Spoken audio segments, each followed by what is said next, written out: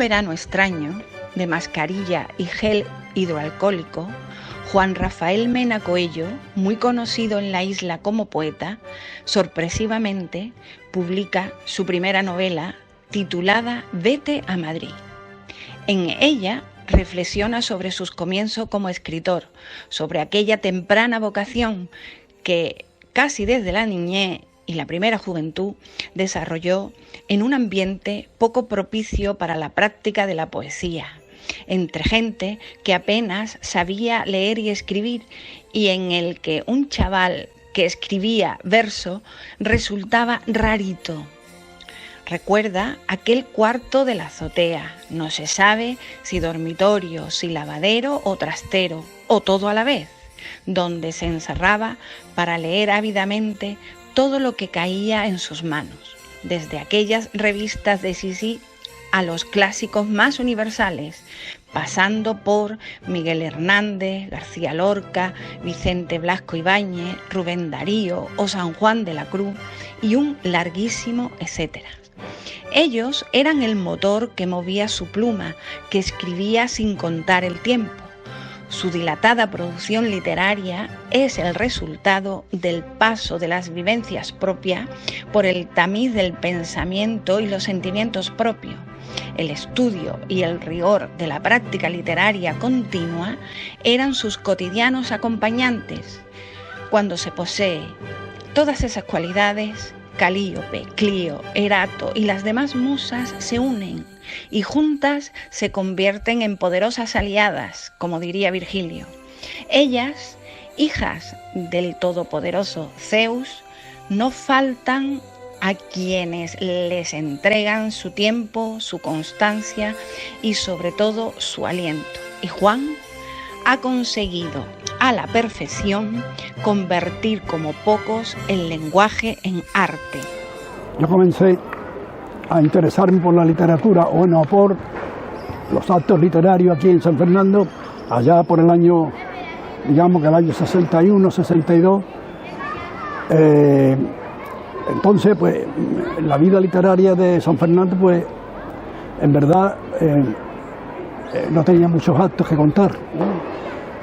Yo acudí en más de una ocasión a la Biblioteca Lobo para escuchar dos recitales que dio don Gabriel González Camañano. A partir del año 61-62 ya conocí a Antonio González Muñoz. Antonio González Muñoz, que fue mi padrino literario, digámoslo así, porque él me ofreció su estante de libros de poesía y me remitió a Germán Caos. Germán Caos Roldán llevaba el Boletín Isla. El Boletín Isla se inauguró en el año 1952 y en el año 62 cumplió los 10 años, entonces me pidió unos poemas y yo le di 3 sonetos al Puente Suazo. A partir de ahí pues ya me interesé más en lo que yo podía digamos comprender, entender, estar al tanto de los actos que había aquí en San Fernando en lo que se refería a cultura. Ahora, lo realmente novedoso es que nos presenta una obra de narrativa, una novela, en la que, a través de su protagonista Cántigo, de manera autobiográfica, nos traslada a la isla de entre los años 1943 y principios de los 60. El impulso ha sido contarme mi vida, en este caso, en esta novela, en una etapa de ella, es decir, desde el final de la adolescencia hasta los 21 años, que era la mayoría de edad de entonces. La novela está comprendida en esos años. Cuenta la historia de un joven que quiere salir adelante, impulsado por una vocación literaria. Para ello tiene que comenzar a estudiar el bachillerato un poco tardíamente y naturalmente pues eso conlleva una serie de dificultades que tiene que salvar mediante muchas lecturas, consultas, hasta que por fin digamos la experiencia va cuajando en una serie de vivencias que luego van a ser trasladadas al papel. Vete a Madrid. Nos muestra un San Fernando embutido en la España de los duros años de la posguerra, con un Estado centralista franquista, católico, donde todo se gestionaba en y para Madrid. Eran los tiempos en los que ser de provincias tenía ciertas connotaciones despectivas y la gente que vivía lejos de la capital no disponía ni mucho menos de las mismas posibilidades que los afortunados madrileños. Eran las Españas del subsur, condenada a ser lacaya del centro y de las regiones ricas españolas o incluso de las europeas a donde se emigraba. Hay una gran parte de biografía, una gran parte, un porcentaje muy alto, pero también hay otra parte de ficción. Entonces yo creo que es una biografía novelada.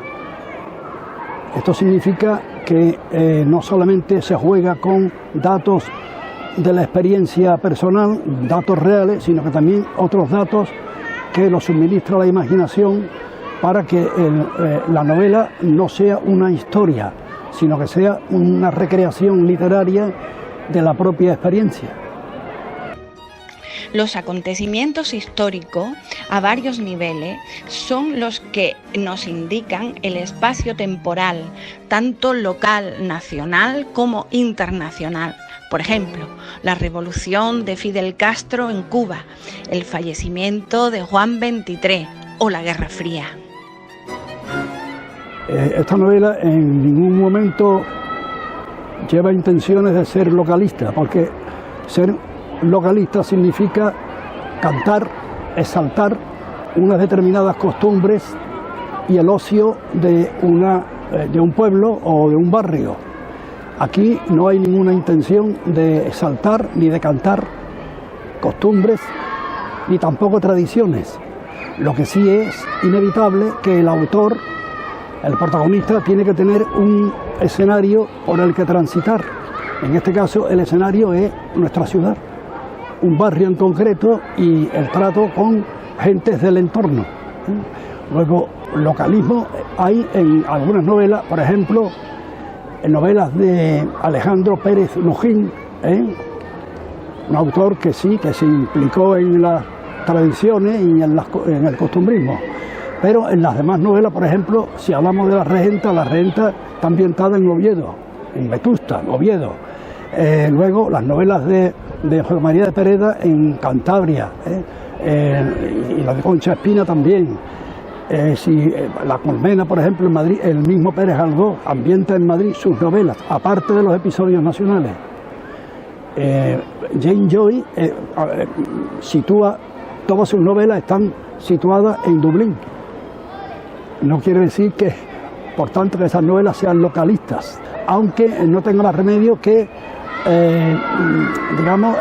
asumir determinados comportamientos sociales que les rodean, además de unos incentivos que le llegan por la vía de lo popular. Afloran toques costumbristas, la misa de una del Carmen, las muchachas que aspiraban a un novio marino, de sargentito para arriba, se decía. Los patios de vecinos, la miseria de las clases más desfavorecidas, las tiendas de ultramarino, el mundo de las iglesias, las cofradías, las devociones, las vecinas barriendo las aceras en las puertas de sus casas, los niños jugando a los bolindres, los entierros con carroza de caballos negros como el del general Varela.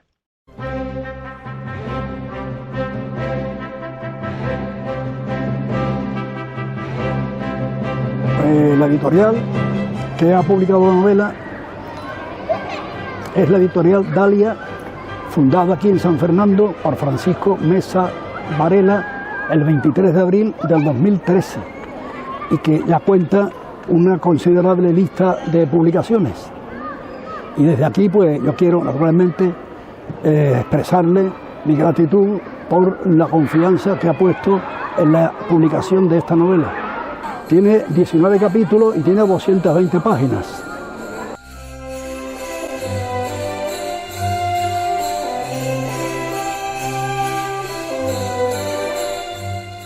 Este es el primero. Este abarca desde el año 56 más o menos hasta el año 65. Luego viene el segundo hasta el año 70, 69, 70. Luego viene el tercero, 71, 72, y ya el cuarto, 72 al 77, 78, quinto también, y más o menos sobre esa misma fecha, y el último ya a partir ya de los 80, 83. Vete a Madrid. Expone a la perfección las ideologías propias de la época, tanto hacia la derecha como a la izquierda, incluida la moderación. De esta manera, crea un manual de filosofía práctica de la vida, gracias a un profundo conocimiento de la historia del pensamiento desde Demócrito hasta Karl Marx. Las editoriales no publican un libro si no tiene un respaldo, digamos, de por parte del público que pueda amortizar, si no ganar mucho dinero, sí amortizar la publicación, y eso no es fácil. En verdad, tengo en casa 2 o 3 libros de poesía y la segunda novela de la serie, que está ambientada naturalmente aquí en San Fernando, por ahí por la salida de la isla, como se decía antes. Entonces es uno de los personajes simbólicos, de los 4 o 5 personajes simbólicos que hay en Vete a Madrid. La novela esta está dedicada a uno que es catedrático de filosofía y que pretende a una señora vecina suya que es costurera. Pero claro, yo no digo aquí en qué acaba el amor, porque eso más adelante lo veremos si se publica la novela. Así que esa es la segunda y es uno de esos personajes. El otro personaje simbólico vive ahí enfrente, en una primera planta de una casa antigua que había ahí en la plazuela del Carmen, que es un catedrático de Historia de la Cultura. Los dos trabajan en institutos en Cádiz y yo me hago amigo de ellos por medio de un personaje que vive aquí, que vivía aquí, que tiene más o menos mi edad, pero que es alumno del catedrático de Historia del Arte, de Historia del Arte y de la Cultura, y es el que me lleva de aquí, una casa que vivía aquí antes, que ya la conocí, allí enfrente, que es donde vive ese otro amigo de él, que se hace amigo mío también. Entonces yo juego con este simbolismo en Vete a Madrid. Y en verdad, vuelvo a decir lo del localismo. No quiero decirlo muy fuerte, pero puede que en algún momento lo del localismo, suponiendo que lo haya, da la vuelta y en el revés se ve que hay una suave, somera e inofensiva crítica a todo lo que pudiera ser localista.